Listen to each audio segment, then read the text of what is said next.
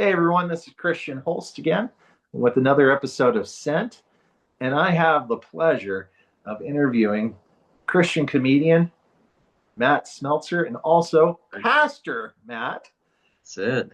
uh, from Rochester, New York with Grace Covenant. And so if you're in his area, please check out his church. I'm sure you'll not only hear a joke every once in a while, but you'll get the truth. And Amen to that. I'm excited about this interview. So, Matt, could you tell us briefly your testimony on how you came to Christ? Oh my goodness. Anytime somebody asks me that, it's like where to start, because it's like there's so many blips where the Lord had his hand, in it. And I think one of my favorite parts to share about my testimony is I grew up in a Catholic church. My dad used to take me to a Catholic church and doctrine was pretty heavy, but I didn't have a relationship really with the Lord. But my grandmother, and that's I'm not casting any shade on a Catholic church. It's just that's the avenue that I was in. So I knew of him, but I didn't really have a relationship with him. But my grandmother gave me the audio Bible, and this will kind of date it because it was the cassette tapes. So she gave me the audio Bible, and I would play them over and over and over again. And I could tell there was a difference between how I was living and what the word was saying. And it really grabbed my heart and convicted me. And so very often I say that I was saved just really by his word, because I was hit with the clear reality, like, oh my goodness, Lord, if this is what your word is saying, it's completely different than how I'm living. And I dropped to my knees and asked the Lord to help me be a disciple. And the rest of that, there's been a million bullet points after that. I mean, there's different testimonies that are so worthy of sharing within that, because even after I was saved, I wasn't plugged into a healthy church. So then there's a whole message of, oh my goodness, the dangers of not being discipled in a good church, right? And Absolutely. yeah. But I mean, in a nutshell, that was it. I knew about him, but once I really wanted to know who he is and his character, it was a moment of surrendering. And yeah, and that was it. I mean, in a nutshell. But there's so many other pieces that go with that for sure. So you came to know the Lord. What eventually led you into the ministry? Oh man, I wanted to go all in. So it's like I didn't even know how to define it. It's just like, Lord, I just want to give you my life, and so there was really that heart cry. I remember back in 2001, I was working for an agency that cares for adults and children with physical and developmental disabilities, and they were preparing a team to go to Guatemala just to help out, because over there, a lot of people with disabilities were ostracized if they had any physical disabilities. I shot my hand up so quick. Send me, send me. And, they weren't sure, if I was the one, because I was pretty new with that group. But nobody wanted to go because the 9/11 attacks just happened. So nobody wanted to go. So they called me back and said, Matt, do you really want to go? I said, yeah, I want to go. Um, but now here's the faith leap.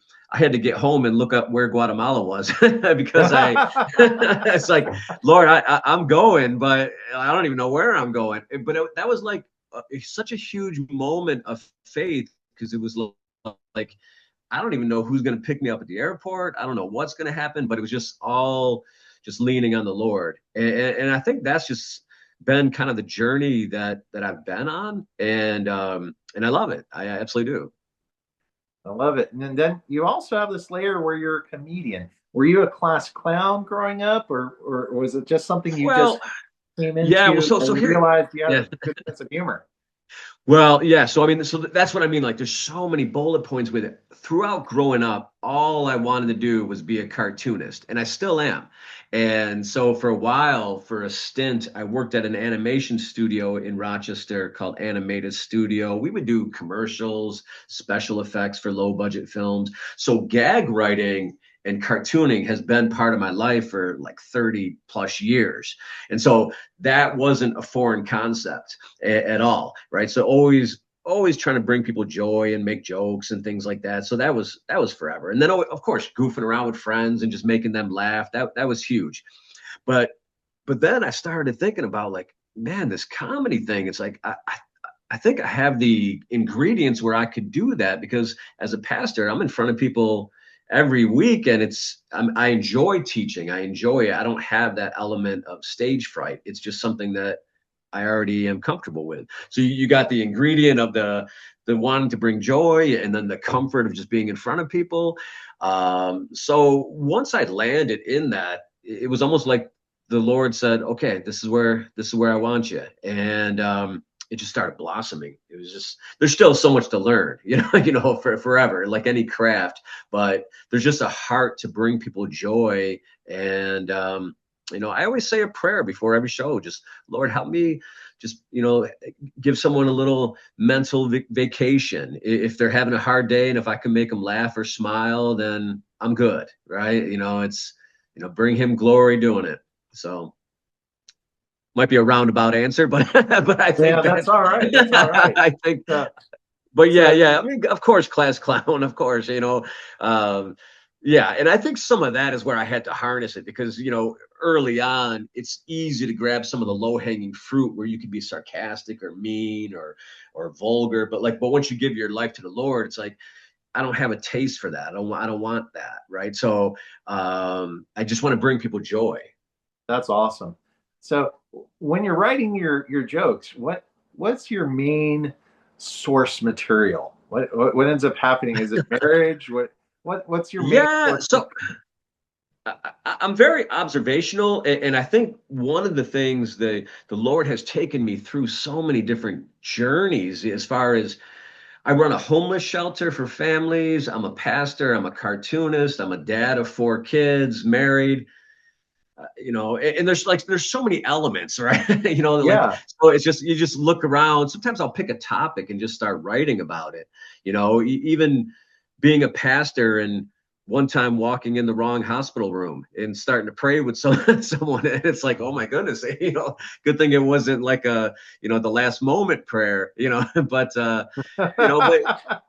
but but there's just so many things of just being humble and just writing from real life. And sometimes I'll take a piece of something that has happened, but then blow it up a little bit, just whatever's best for the story, or mix several stories together. That's always fun too, you know. yeah. Well, One of my one that I share a lot, is when I was lost in Guatemala, when my GPS died and my phone died. I thought I was going to die. And I'm like just driving around, and that was a whole adventure. So sometimes it's like a whole story of just adventures. Yeah. Nice. Yeah, Yeah. I Yeah. know from my own pastoral experience, the Yeah. funny things that happen are similar for all pastors. Like I've had the person fall Sure. asleep during a Sure. sermon and then Yeah. afterwards Yeah. come up to you and go, "That was the most amazing sermon." Right. Right. Right. Yeah. Yeah. I was And just they were writing snoring something. so loud everybody could hear it. I was writing something this week that sometimes I get jealous of the person that's sleeping, because I love naps. It's like, man, I'd like to take a nap right now. But yeah, it's just life, man. Just life brings it to you, and you think about ways, what would be the best way to present it. And I love watching comedians and just learning. You know, Who's your favorite comedians to listen to? Well, so I would say Brian Bates is, and Nate Bargatze are like some of my favorites. Storytellers I really love. Rick Roberts, I know he's going to be on your show. I love his stuff. There's one that I saw recently. If anyone checks him out, his name is Marcus D. Wiley. Marcus D. Wiley. Okay, He's amazing. Absolutely love. So his grandfather was a pastor. His dad. a little bit.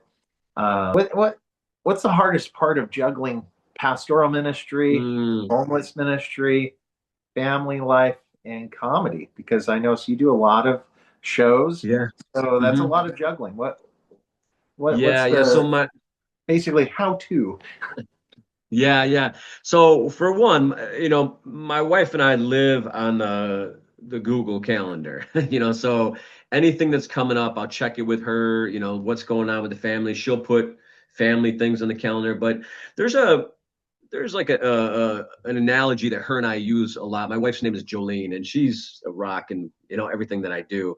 But we talk about having like a moat around your castle, and there's certain things that I just don't want to enter. So I'm just really careful and selective on the things that I say yes to. So I do a lot, but I have to have boundaries with the things that are okay. So like I don't hit every open mic in town because then I wouldn't be putting my kids in bed, right? And Yeah. so there's certain things like what am I willing to sacrifice, and if I take on this show, can I adjust my schedule so that I can be at home right before the show? I mean, like, so there's always ways to just, for me, where I can move certain things around and make it work.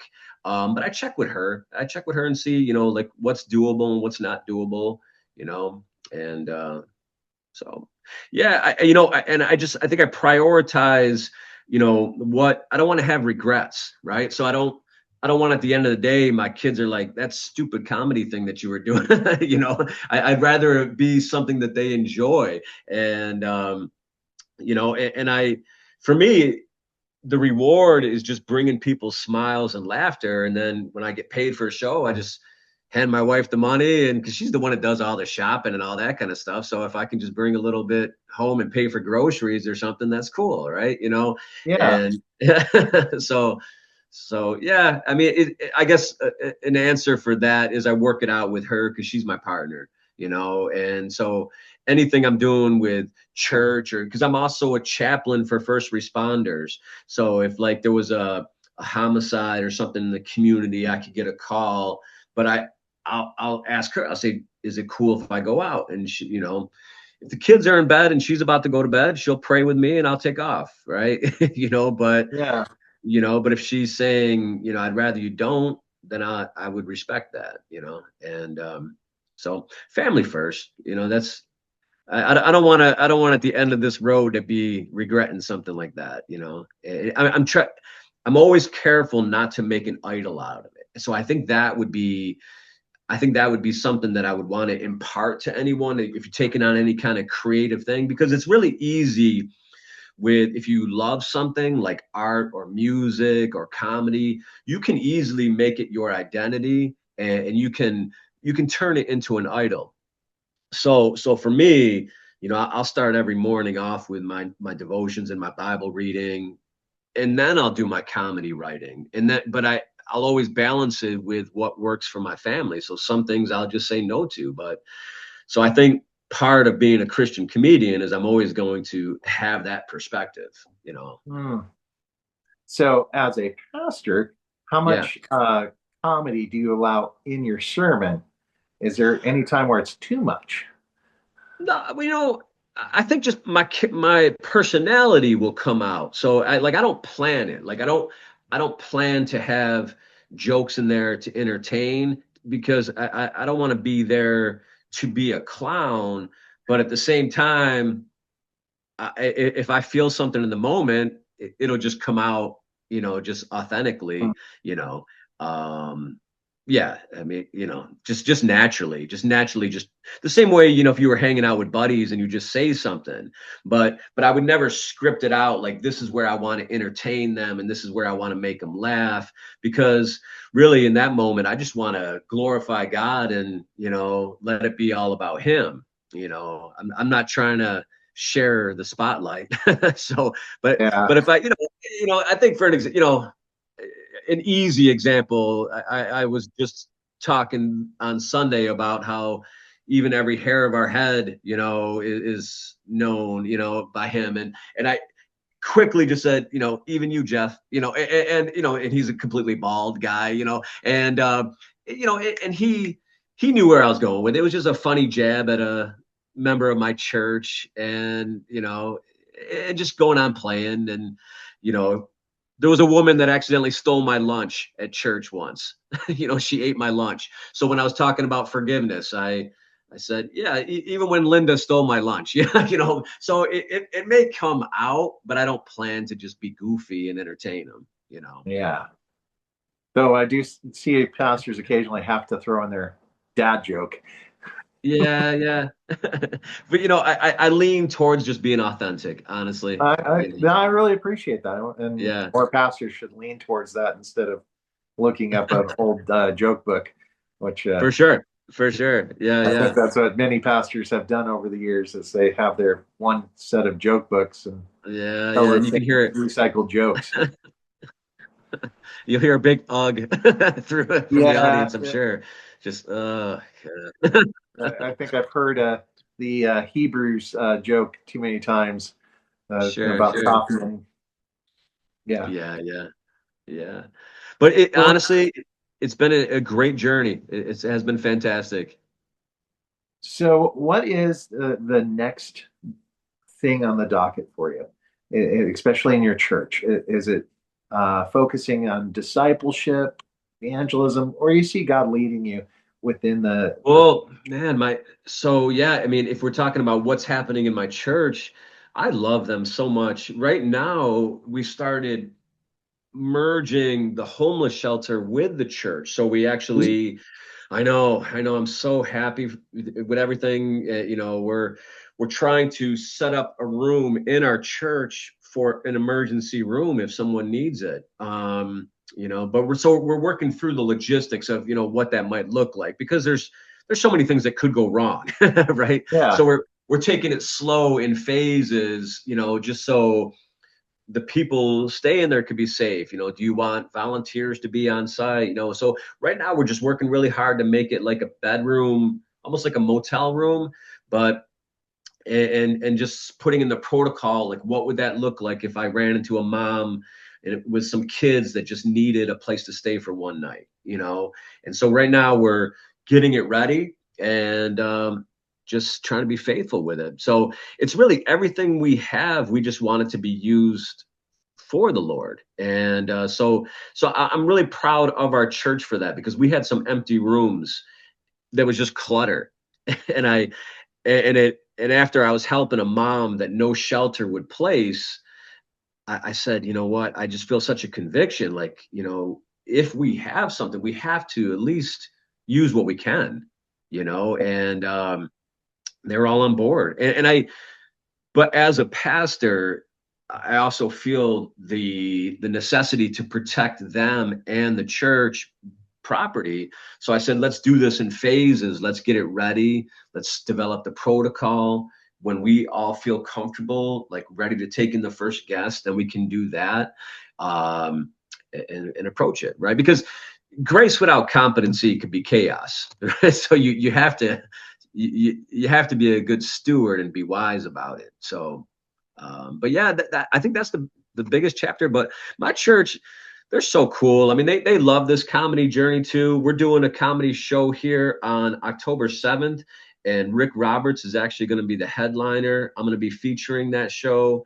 We're doing that as a fundraiser. So it's they're a wonderful group of people. They're family. I That's love Grace. awesome. I love Grace Covenant Church. They're wonderful.